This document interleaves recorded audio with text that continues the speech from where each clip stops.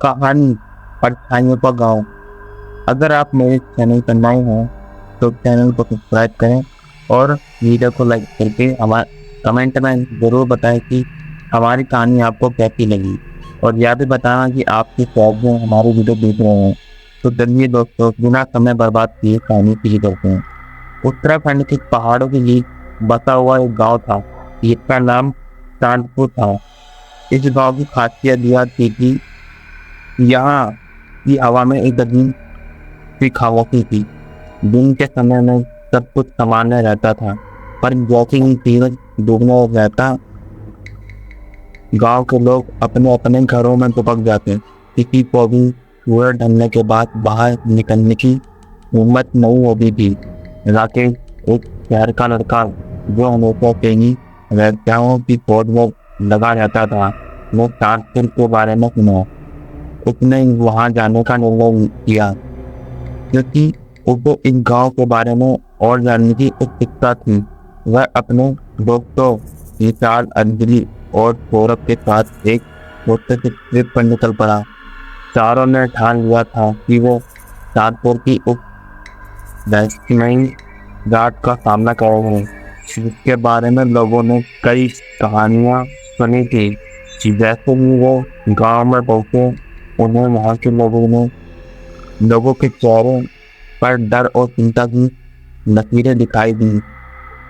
वे वहां एक बूढ़े व्यक्ति बाबा गंगाराम से मिले, जो गांव के सबसे बुजुर्ग और ज्ञानी माने जाते थे। राकेश ने उनसे गांव की रहस्य के बारे में पूछा। बाबा गंगाराम ने कहा, इस गांव में ऐसा कुछ है कि जिसे तुम नहीं समझ सकते। यहाँ कुछ ऐसी ताकतें हैं जो इंसानों की समझ से परे हैं। रात होते ही गांव की खामोशी में एक अजीब सी सरसराहट फैलने लगी। राकेश और उसके दोस्त अपनी झोपड़ी में बैठे हुए थे कि अचानक उन्होंने बाहर खिड़की के कदमों की आवाज सुनी। जैसे ही उन्होंने खिड़की से बाहर झाँका, उन्हें दूर पर कुछ अजीब सी परछाइयां घूमती हुई दिखी। ये परछाइयां इंसानों जैसी दिखती थी, पर उनमें कुछ तो अलग था। उनमें से एक परछाई रुक गई और उनकी ओर देखने लगी। उनकी आंखें खून की तरह लाल थी, और जैसे ही उसने एक कदम और आगे बढ़ाया, कमरे में ठंड बढ़ने लगी। अंजलि ने डर से राकेश का हाथ पकड़ा और खिसकाई, यहाँ से चलो, हमें यहाँ नहीं रुकना चाहिए। लेकिन राकेश ने उसे शांत करने की कोशिश की और कहा कि वे यहाँ उस रहस्य को जानने के लिए आए हैं और अब पीछे हटने का कोई मतलब नहीं है। अगले दिन जब बाबा गंगाराम को मिलने गए और इनसे उन परछाइयों के बारे में पूछा, बाबा गंगाराम ने एक लंबी सांस ली और बताया कि यह गांव एक भयानक त्रासदी का शिकार हो चुका था। बहुत साल पहले इन गांव के सभी लोग एक अज्ञात बीमारी से मारे गए थे, परंतु उनकी आत्माएं इस दुनिया से मुक्त नहीं हो पाई और वे भटकती रही। अब ये परछाइयां उन मरे हुए लोगों की आत्माएं थी जो गांव में किसी को भी पॉइंट पर रहने नहीं देती थी। राकेश और उनके दोस्तों ने बाबा गंगाराम को पूछा कि क्या इन आत्माओं को मुक्ति मिल सकती है। बाबा गंगाराम ने कहा कि इन आत्माओं को मुक्ति का एक ही तरीका है, गांव के पुराने मंदिर में एक विशेष पूजा का आयोजन।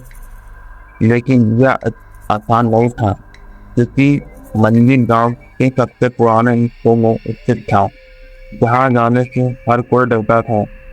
राकेश और उनके दोस्तों ने फैसला किया कि वे इस विशेष पूजा का आयोजन करेंगे। वे चारों मंदिर की ओर निकल पड़े। जैसे जैसे वे मंदिर के पास पहुंचे, हवा भारी और ठंडी होने लगी। आसपास के पेड़ भी रोके जिनके से खाली लग रहे थे। मंदिर खुद भी एक खंडहर जैसा था, जहाँ दीवारों पर पुराने समय की कहानियां अंकित थी। जैसे इन्होंने मंदिर के अंदर कदम रखा, उन्हें एक अजीब सी ऊर्जा का अनुभव हुआ। वहां एक पुरानी मूर्ति थी जिसके सामने पूजा की तैयारी करनी थी। विशाल ने पूजा के लिए आवश्यक सामग्री निकाली और पूजा शुरू की। जैसे ही पूजा शुरू हुई, मंदिर के अंदर का माहौल और भी भारी होने लगा। लग रहा था कि जैसे कुछ बुरी ताकतें इस पूजा को रोकने की कोशिश कर रही हूँ। पूजा के दौरान मंदिर के बाहर से चीख पुकार की आवाजें आने लगी। वह सभी डर से कांप रहे थे, लेकिन पूजा नहीं रुकी। तभी अचानक मंदिर की दीवारें हिलने लगी और हवा में चरचराहट फैल गई। उन चारों ने महसूस किया कि वो परछाइयां मंदिर के अंदर आ चुकी हैं। राकेश ने हिम्मत से काम लिया और पूजा जारी रखने का फैसला किया। अंजलि और सौरभ ने उसकी मदद की, जबकि विशाल ने परछाइयों को रोकने की कोशिश की। एक एक कर परछाइयां उसके सामने आने लगी, लेकिन पूजा के मंत्रों की शक्ति ने उन्हें रोक रखा था। जैसे पूजा पूरी हुई, एक तीव्र प्रकाश मंदिर के अंदर फैल गया और सभी परछाइयां गायब हो गईं। जैसे ही पूजा समाप्त हुई, मंदिर के अंदर की हवा सामान्य हो गई। राकेश और उनके दोस्तों ने महसूस किया कि अब गांव में उस खामोशी का भान नहीं रहा।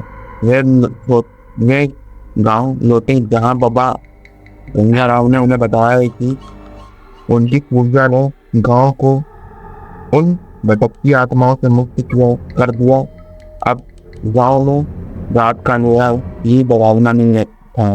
राकेश और उनके दोस्तों ने बाबा गंगा राव को धन्यवाद दिया और गांव से विदा ली।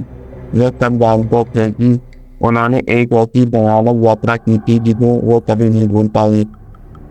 अब उनका अगला लक्ष्य और भी नए दृश्यों की खोज करना था। यह था कि इन कहानी का पहला भाग। क्या आप इस कहानी को और प्रसारित करना चाहोगे या इसके अगले भाग में अधिक वितरण पाते हैं?